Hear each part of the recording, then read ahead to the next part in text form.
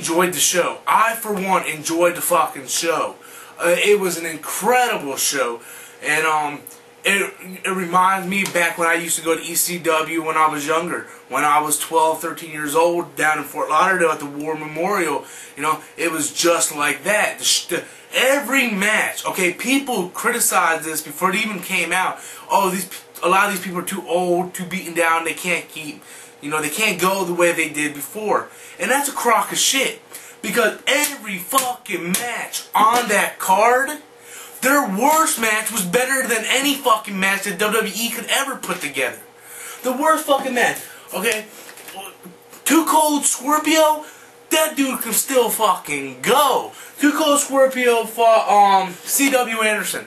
And, you know, that match wasn't as good as the starter match between FBI, Kid Cash, and Simon Diamond and Swinger. But those two guys put on a hell of a show. The first three matches of the pay-per-view were kind of, there wasn't no hardcore elements to it. It was all like a fast-paced style. But see, a lot of people think of ECW and they think, oh, it's all fucking weapons and blood and fire and all that shit. That ain't the fact. The fact is ECW has a little bit of everything. It had technical wrestling, high-flying wrestling, okay? And Too Cold Scorpio and C.W. Anderson, you know, what they did, they displayed that version. Same thing with the FBI, Simon Diamond, Kid Cash, Swinger match. And then they had the triple threat match with Spike Dudley, Rhino, and Al Snow. And that was cool because before the match started, they started tossing all the heads out into the crowd. I almost fucking had one. They threw it up, and I bopped the bitch, but the dude behind me got the shit. But in the 3D Axl Rotten Balls Mahoney match, Devon and Axl Rotten fights up into the stands. And they come right in my motherfucking row. Right in my goddamn row. And Axl Rotten reaches over and grabs my fucking ECW belt and pounds the shit out of Devon in the head with the shit. And then like my belt's flying and I just see my belt drifting in the air and landing. I was like, no. Right? I mean, it was cool because he grabbed my belt and hit him. But then like my belt like fell against the bleachers. It didn't get no scratch on it, but that's pretty cool. And then after that, Devon picks my fucking belt up, grabs it out of my hand, and hits over fucking Axl Rotten's head. It was like, Jesus, everybody's fucking, you know, grab my damn belt here. The camera was right there in front of my fucking face. I mean, you can see me, my wife, and my brother. I mean, they just come over, grab the belt, bah, you know. And on my personal opinion, that was the best match of the whole night. Of the whole night. There is no comparison. They lit the table on fire, threw balls through the shit. Then after that match, then they had New Jack come down. New Jack did his fucking thing, beating the shit out of the Dudleys. And then at the end, New Jack and Dudleys, Balls Mahoney, and Axl Rotten, they're all hugging and stuff. Joe Gertner returned. He did a great promo in the beginning. We seen Justin Credible come. He fought Steven Richards. Sandman came out, caned the shit out of Justin Credible. We had Raven versus Dreamer, which I also thought was a really good match and a lot better than the main event. And that's pretty sad.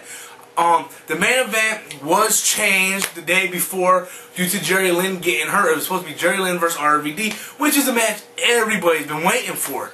And they had to change that because Jerry Lynn got hurt working out at the gym.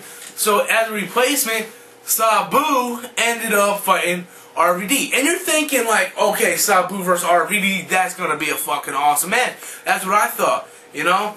And my brother was actually, you know, hyped for this match because he wanted to see Sabu and RVD take it one more time. And the match was good, but it didn't stand out as the best match of the night. That definitely goes to the tag team match with 3D and Balls Mahoney and Axl Rotten. But it was good, but the first like 10 minutes of the match, all you see is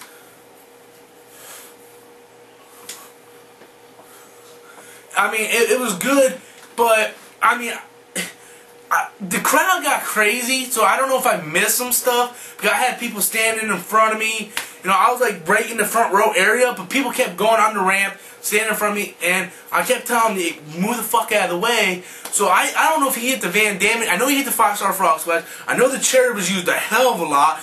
RVD actually won by Sabu going through a table, then doing a 5-star frog splash. But I don't remember seeing a Van Daminator or a Van Terminator, and that kind of pisses me off. Unless I completely missed it and it was happening down around the ringside. As for some people saying there's no true ECW fans in the Impact Zone, that's a damn lie. There was people coming all over the country to see this. There was people wearing original ECW shirts from back in the day. One dude had a 99 Guilty as Charged pay-per-view t-shirt from ECW. Another guy had an ECW Hardcore Revelations, the video game t-shirt. A lot of people have the original ECF&W shirt. I mean, a lot of these people had the shirts.